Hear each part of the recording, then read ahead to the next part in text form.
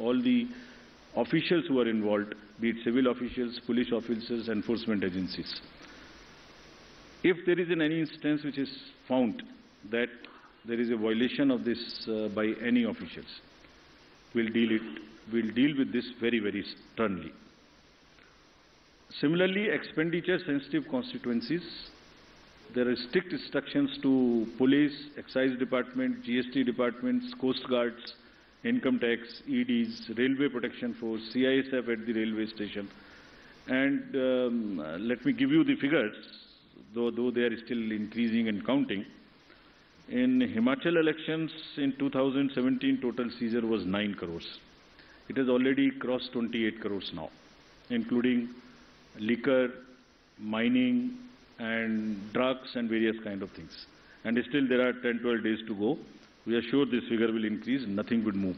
All the borders and everywhere there is a strict vigilance, and Commission is going to meet all the Chief Secretaries and DGs of the neighboring states of Himachal and Gujarat also, so that the borders are absolutely sealed. Nothing moves from the part of those borders in terms of where, if the liquor is cheaper in another place, if there is a provision in one particular place and it comes from the neighboring states, absolutely no leniency on that, and officials have been very, very strictly told about this. Similarly, the narcotics control, and in case of Gujarat, there is a long border of the coast, so coast guards have also been directed and advised that they will keep a very strong vigil on any movement of drugs which is happening, unfortunately, spoiling our youth of the country. It's happening in quite a increased fashion because of the various international factors. However, during the elections, the machinery would be extremely conscious that it does not happen. I would briefly cover about the directions given to the district officials and COs about the social media and the fake news. The narratives which get developed, you are all very well aware. At times, उसमें fake news भी हैं, उसमें झूठे एक narratives भी हैं. सो district officials ने सबको सोशल मीडिया टीम अपने यहाँ सेटअप करने के लिए निर्देशित किया गया है. सीओ ऑफिस में भी सोशल मीडिया टीम्स रहेंगी.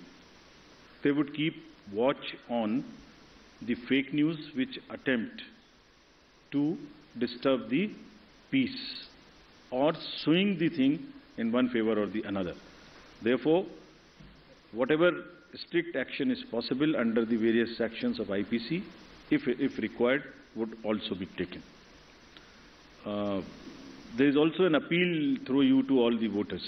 अगर चुनाव के दौरान किसी तरीके की न्यूज़ का प्रचार जो उनको लगता है फेक है, तो कम से कम उसको आगे ना बढ़ाएं. That much discretion और उतना विवेक अपना जरूर पालन करें. Schedule. Now, friends, coming to the schedule.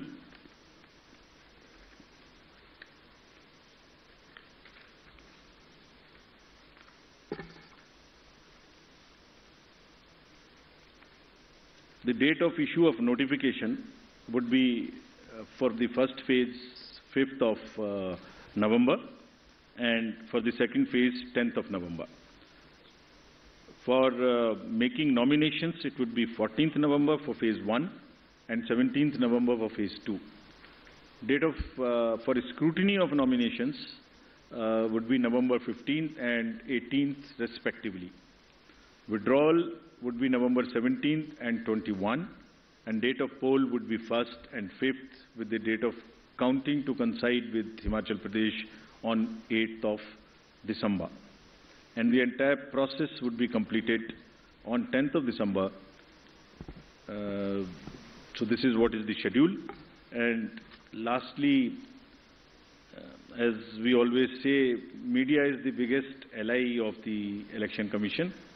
तो आपके माध्यम से मैं सभी वोटर्स से ये अपील करना चाहता हूँ कि वो इस चुनाव में बढ़ चढ़ के हिस्सा लें, निष्पक्ष तरीके से लें. अगर कहीं कोई उनकी समझ से इरेगुलर एक्टिविटी या पार्शियल एक्टिविटी है तो उसको सी विजिल के माध्यम से जरूर हमें खबर करें and we will ensure that they get the answers in 100 minutes. Thank you very much. एक मिनट, हम क्वेश्चंस लेंगे। आप प्लीज पूछने के पहले अपना नाम और ऑर्गेनाइजेशन का नाम बोलें।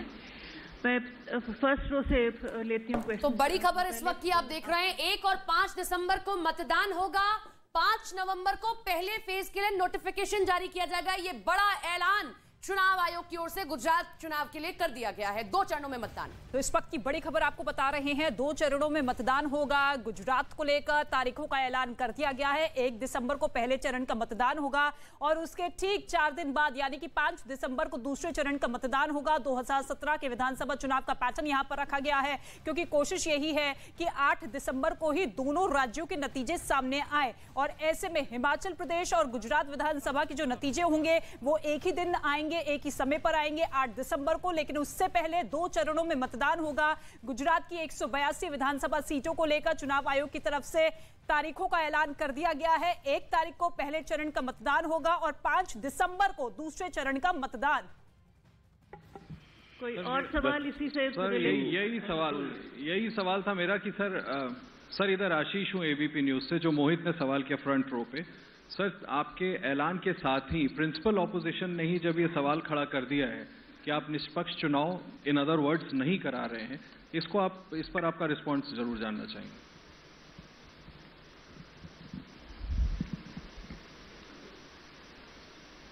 बड़े इंपॉर्टेंट क्वेश्चंस हैं जो आपने दोनों मुझसे पूछे हैं, और अगर निष्पक्षता कमीशन की और इंडिपेंडेंस, इस पर मैं आपको संतोषपूर्वक जवाब नहीं दे पाया तो ये हमारे ऊपर ही एक डाउट होगा। तो इससे पहले आपके प्रश्न पे आऊं मैं।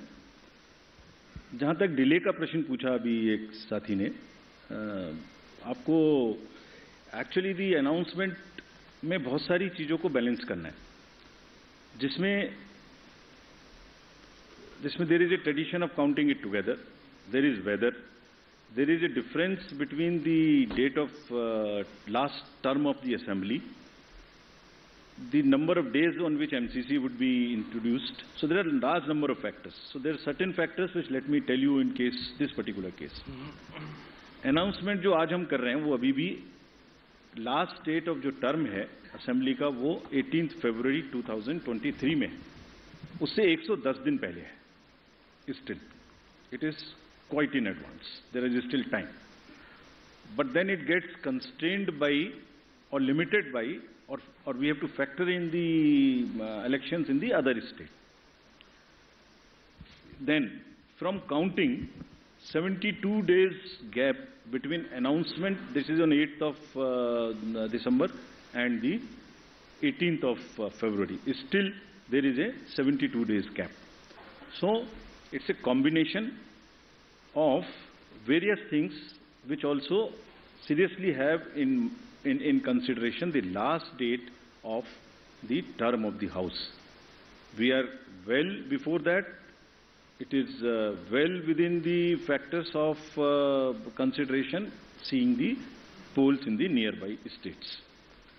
Now coming to the larger question which you have asked about the independence, so actually इसमें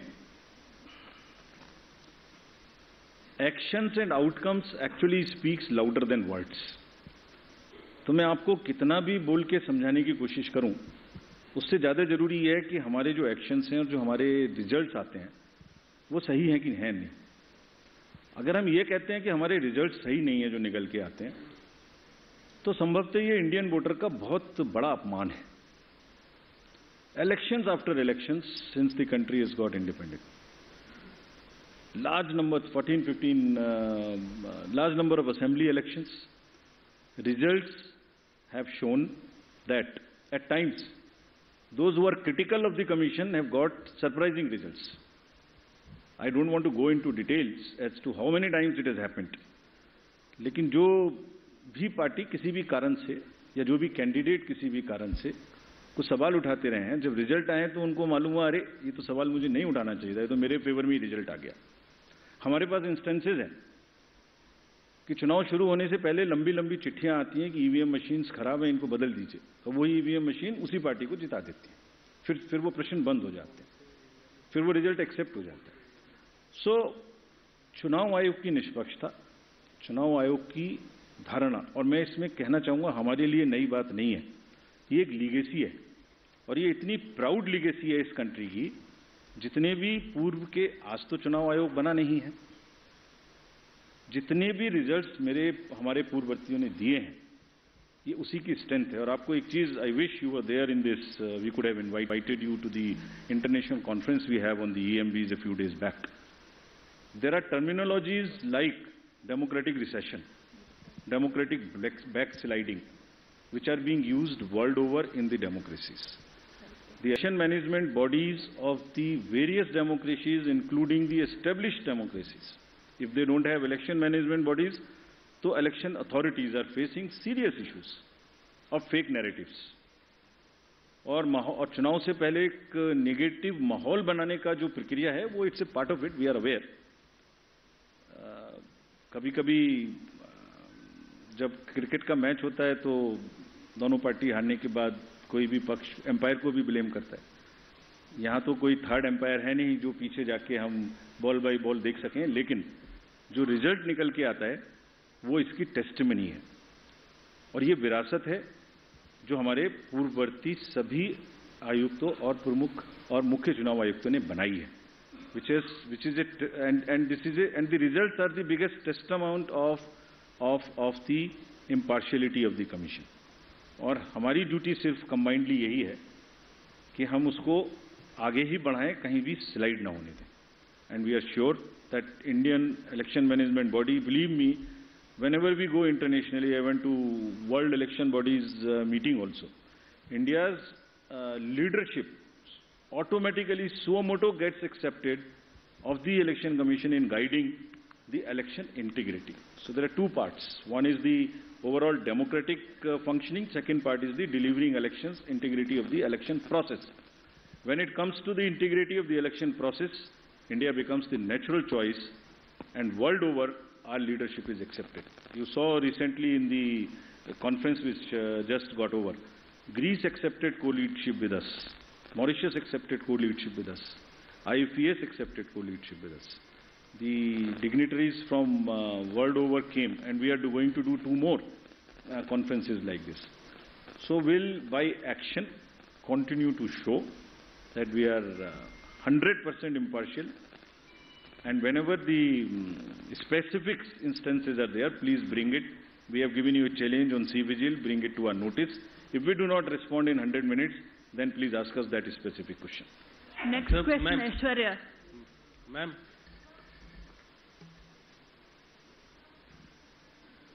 Mic आपके पास है Aishwarya. Switch on the mic, please.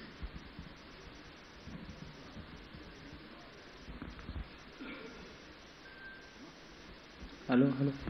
Hi sir, this is Aishwarya from Aaj Tak.